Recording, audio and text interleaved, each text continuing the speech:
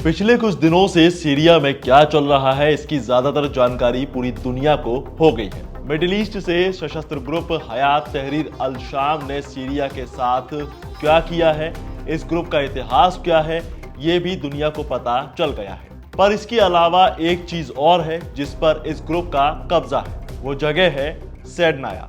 इस जगह पर एक जेल है जिसे बशर अल असद की कुख्यात जेल कहा जाता है। लेकिन अब इस जेल पर भी विद्रोहियों का कब्जा है। और अगर आपको याद हो तो मैं आपको बता दूं कि ये वही जेल है जहां से हजारों कैदियों को रिहा किया गया है। अब जिस सैडनाया जेल की हम बात कर रहे हैं, वो जेल कैदियों के लिए किसी नर्क से कम नहीं थी। इसीलिए इस जेल को इंसानी बधशाला कहा जाता है, जहां इंसानों को किसी जानवर की तरह ट्रीट किया जाता है। ये सीरिया की वो जगह है जहां हर दिन फांसी देने का मानो चलन सा चल गया है। यहाँ भट्टियों में डेड बॉडी कभी भी मिल जाया करती है। और अब जो लोग जेल से बाहर लाए गए हैं, उन्होंने जेल के बारे में ऐसे राज खोले जिन्हें सुनने वालों की रूह तक कांप उठी। उन जगहों के बारे में बताया गया जहां जाने के लिए एक स्पेशल कोड की जरूरत पड़ती है। यहाँ वो तहखाने हैं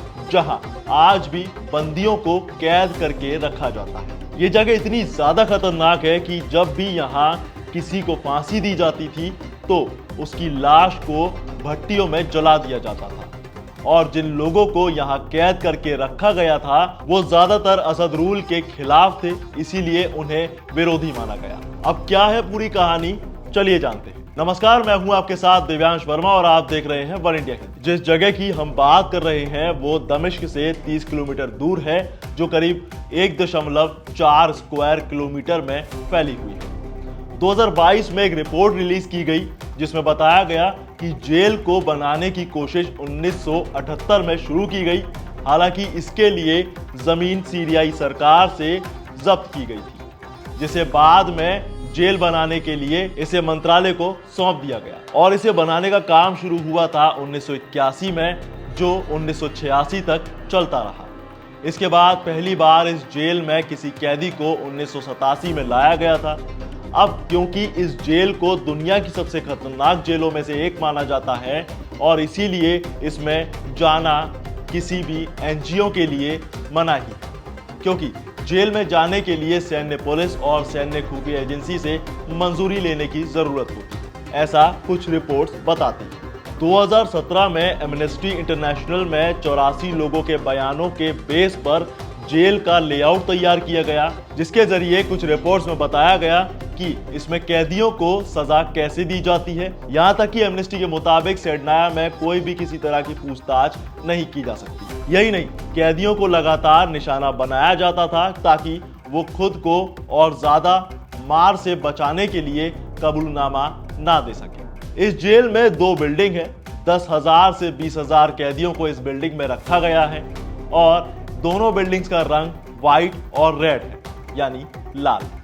इसमें व्हाइट बिल्डिंग में चोरी और भ्रष्टाचार से जुड़े मामलों में लोगों को हिरासत में लिया जाता है और यहाँ कैद करके रख दिया जाता है। वहीं दुनिया के सबसे खतरनाक सैन्यकर्मी भी यहाँ तैनात किए जाते हैं।